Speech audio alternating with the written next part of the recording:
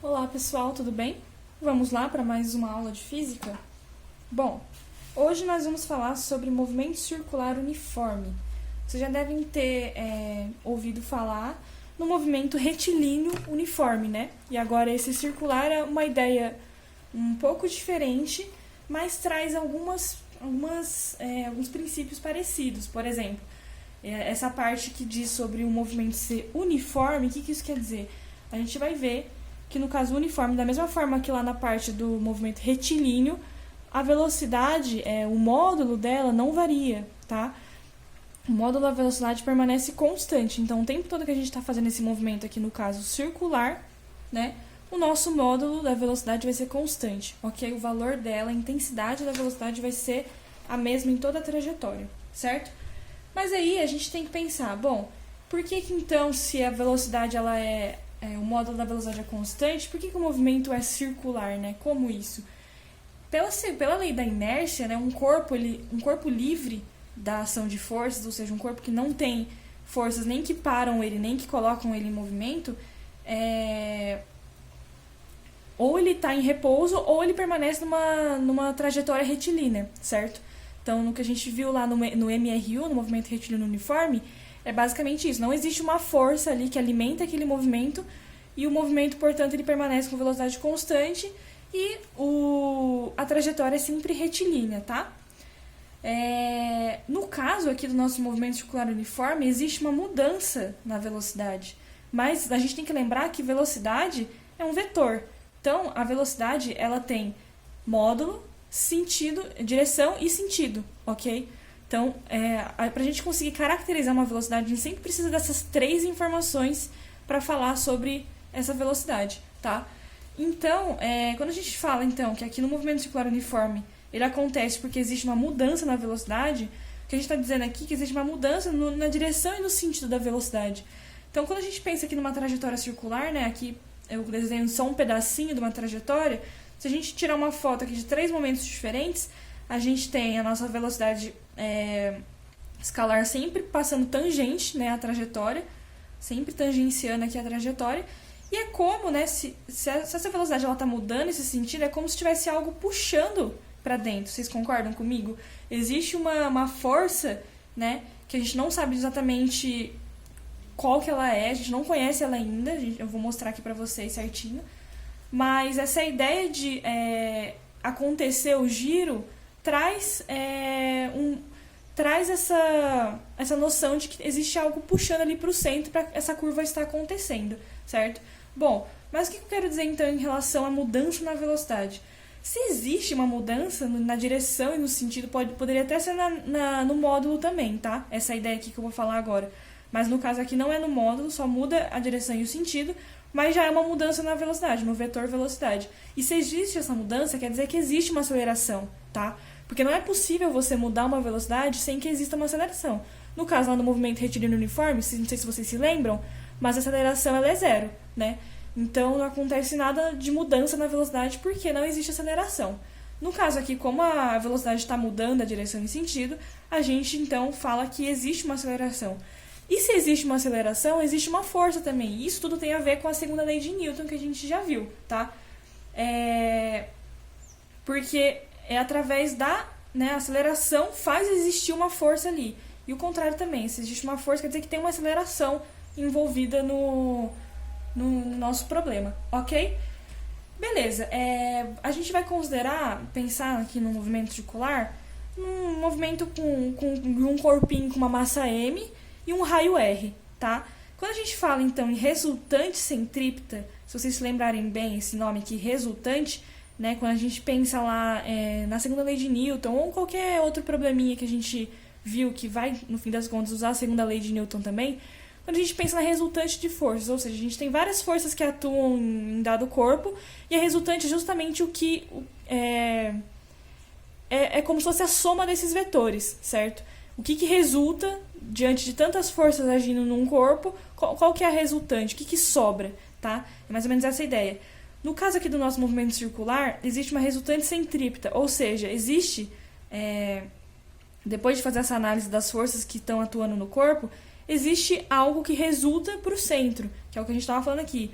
parece haver alguma coisa que puxa aqui para o centro para que esse movimento circular aconteça. E, de fato, existe a tal da resultante centrípeta. Se a gente pensar na ideia de resultante, né, que é a segunda lei de Newton, força resultante é sempre dada por massa vezes aceleração. Isso aqui é a segunda lei de Newton, e é importante vocês lembrarem essa ideia da força resultante, ela é usada em vários probleminhas, tá?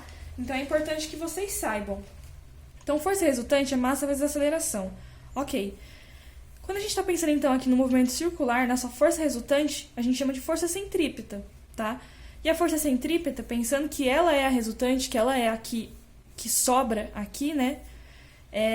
Ela também vai seguir essa mesma ideia aqui de massa vezes aceleração. Só que no caso aqui, a nossa aceleração, ela não é mais a aceleração que a gente já tinha visto no movimento retilíneo uniforme. É uma aceleração que a gente chama de aceleração centrípeta, tá? É uma aceleração que aponta para o centro aqui. E ela é calculada fazendo v ao quadrado sobre r, velocidade ao quadrado pelo raio, ok? Só que a gente também tem, né, nesse estudo do movimento circular, a gente também vê uma transformação entre velocidade, que é essa daqui, a velocidade escalar, em velocidade angular. Ou seja, a gente pode falar que a velocidade escalar é a velocidade angular vezes o raio, tá? Às vezes ele dá, né, os probleminhas para você, falando em termos de velocidade angular, que é em ômega por segundo. Ômega por segundo não, desculpa. Radiano por segundo, porque é a medida de ângulo, tá? Então é aquela ideia de quantos graus, né, ou quantos radianos anda por segundo. É uma ideia de velocidade também, só que pensando em coisas de ângulo, tá? Quantos radianos por segundo, por minuto, enfim. É uma ideia de velocidade também, mas é velocidade angular, ok? Então, isso aqui é uma velocidade angular. Velocidade angular. E a outra é uma velocidade escalar. Então, existe essa transformação entre esses dois tipos de velocidade, ok? Aí, o que acontece? Ou tangencial também o nome dessa velocidade, que é essa daqui, certo? Ok. No caso aqui, então, essa nossa aceleração centrípeta é dada por v ao quadrado por r. Se a gente for pensar em termos de velocidade angular, a nossa aceleração centrípeta, né, que é v ao quadrado por r, se eu colocar tudo isso aqui ao quadrado, vai ser ômega ao quadrado vezes r. O r corta com r, certo? Então, a aceleração centrípeta, em termos de velocidade angular, fica ômega ao quadrado vezes r. E é importante você saber essas transformações aqui, porque às vezes o exercício dá em velocidade angular e as respostas estão em termos de velocidade escalar, enfim, às vezes você precisa fazer essas transformaçõezinhas aqui, ok? Então é importante saber isso. E é importante ressaltar aqui, né, que nessa força centrípeta que a gente tem, não só na força centrípeta, mas aqui na própria ideia da força resultante, força e aceleração uma tem a ver com... é uma causa e consequência, certo? Através de uma força, eu gero uma aceleração. Então, eu posso dizer que a força e a aceleração, ela sempre tem a mesma direção e sentido, tá? Para onde a aceleração está apontando, a força está apontando e vice-versa, tá bom? Então, aqui no caso da nossa força centrípeta, como eu falei, a aceleração está apontando para dentro e a força também está apontando aqui para dentro, a força centrípeta, tá? Essa resultante centrípeta aponta para dentro do nosso movimento circular aí, ok? Dito isso, a gente vai ver um exemplozinho aqui agora para fixar para ficar mais claro esses conceitos que eu acabei de passar para vocês. Bom, o exemplo que eu trouxe aqui para vocês é o do globo da morte, né? Que é aquele globo lá, um globo metálico que a moto vai lá e faz várias manobras aqui dentro, certo? Então, nesse nosso exemplo, a gente tem o globo da morte, cujo raio é 3,6 metros, e a massa do conjunto do motociclista e da moto em si, a massa desse conjunto, né, da pessoa e da moto, é 160 kg, a aceleração da gravidade 10 metros por segundo ao quadrado, e aí ele pergunta o seguinte: qual que é a normal? A normal, né, que é aquela força que é força de contato da superfície, que é sempre perpendicular e para fora, certo? Então, por exemplo, aqui no meu caderno, a força normal, quando eu tô com o meu dedo aqui, a força normal está apontando para cima e para fora do caderno, perpendicular, certo? Então ele está pedindo a força normal sobre a moto no ponto mais alto aqui, no ponto mais alto, sabendo que no ponto mais alto a moto está passando aí com uma velocidade de 9 metros por segundo, tá? Então ele pergunta qual que é a normal que está atuando aqui quando essa velocidade é de 9 no ponto mais alto. Bom, primeira coisa, a gente tem que desenhar as forças que existem aqui. A gente tem o peso, né, desse conjunto aí, certo? E também tem a força normal, certo? A normal que está apontando aqui, porque, veja só, por exemplo, aqui do lado, se a gente estivesse analisando a pessoa aqui do lado, a normal estaria apontando para cá, certo? Que é sempre perpendicular à superfície para fora. No caso aqui, a normal aponta para baixo, certo? Então aqui a gente também tem uma normal, ok? E a gente sabe que a nossa força centrípeta, a nossa resultante centrípeta sempre aponta para o centro. Então o que a gente pode dizer aqui? Que a soma dessas duas forças é justamente o que representa a nossa força centrípeta, a nossa força resultante, tudo bem? Então vamos lá aqui resolver juntos. O A, então, vai ficar... A nossa força centrípeta é, então, a soma da normal com o peso, certo? E a nossa força centrípeta é dada por massa vezes aceleração. Que é aceleração? Aceleração centrípeta, V² sobre R, igual a normal mais peso. O peso é massa vezes aceleração, certo? Massa vezes gravidade. Então, o que acontece? E aí, como a gente quer normal, a gente vai isolar ela agora, certo? Então, ficaria aqui normal é igual a massa vezes aceleração centrípeta menos o peso, certo? E eu já vou colocar peso sendo massa vezes gravidade, ok? Aí agora, para achar, é só substituir os valores mesmo, que o próprio enunciado deu pra gente. Então, normal é igual a 160 vezes 9², né, que é o que ele falou que está acontecendo ali no ponto mais alto, pelo raio, que é 3,6, menos 160 vezes 10. E aí isso aqui vai dar pra gente, a normal, sendo 2 vezes 10 a terceira, né, 2.000 newtons, ok? Aí na B ele pergunta qual que é a velocidade mínima. No caso aqui na A ele falou que esse conjunto aí, né, o cara com a moto passou com 9 metros por segundo. Mas existe uma velocidade mínima para que isso aconteça sem que a moto perca o contato ali nesse globo da morte, sem que a moto perca o contato no ponto mais alto, certo? Existe uma velocidade mínima que esse conjunto tem que ter para conseguir passar lá por cima sem perder o contato com a superfície mais alta, né, no ponto mais alto. Tudo bem? E aí a B pergunta justamente isso. Qual que é essa velocidade mínima para que esse contato não seja perdido? E aí o que a gente vai fazer? Primeira coisa que a gente tem que analisar é se a velocidade, a gente está querendo a velocidade mínima, quer dizer que a nossa normal também ela tem que tender ali no mínimo, certo? É bem no limite da normal, sendo zero no caso.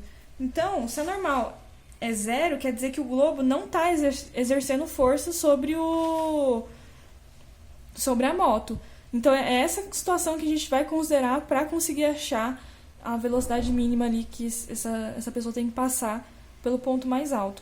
Considerando que a normal seria zero, que seria a situação limite, certo? De perda de contato ali, onde o globo não estaria exercendo mais uma força. Se a gente considerar, então, a normal sendo zero, o que sobra pra gente? Força resultante, né, força centrípeta, é igual ao peso, certo? Se a gente fizer isso, dá pra achar a velocidade mínima, veja só. Então, se a nossa velocidade, a gente está considerando que ela vai ser mínima, então isso quer dizer que a nossa normal ela também tem que diminuir, ou seja, ela vai tender a zero ali, inclusive a gente vai considerar ela sendo zero. Isso tudo porque, né, o peso, a massa também, né, a massa e o peso, consequentemente, e também o raio, eles são constantes. Por isso que essa relação aqui, ela se estabelece. Se a velocidade diminui, quer dizer, então, que a normal tem que diminuir, ok? Beleza, então se a gente considerar a nossa normal sendo zero, né, o globo não exercendo força ali na moto, a gente vai ter, então, que peso é igual a força resultante. que é a força centrípeta, né? A resultante centrípeta. Massa vezes aceleração. E aí, se a gente isolar o nosso V aqui, olha só o que acontece. Aqui o peso vai abrir, né? Massa vezes gravidade, massa, as massas vão embora, certo? E aqui que nos resta V ao quadrado é igual a RG. Então, o nosso V mínimo é dado por raiz de RG. Percebam, a velocidade mínima que a gente está querendo calcular aqui para essa pessoa conseguir passar lá no ponto mais alto sem perder o contato com o globo, ela não depende da massa do conjunto. Ela só depende do raio desse movimento circular aí que está sendo realizado e da aceleração da gravidade local, ok? Bom, agora é só substituir os valores, né, que a gente já tem para conseguir calcular aí essa velocidade mínima que o cara tem que passar ali, que a pessoa tem que passar ali no ponto mais alto. Então, a gente vai substituir aqui 3,6 vezes 10, ou seja, a velocidade mínima ali é de 6 metros por segundo, certo?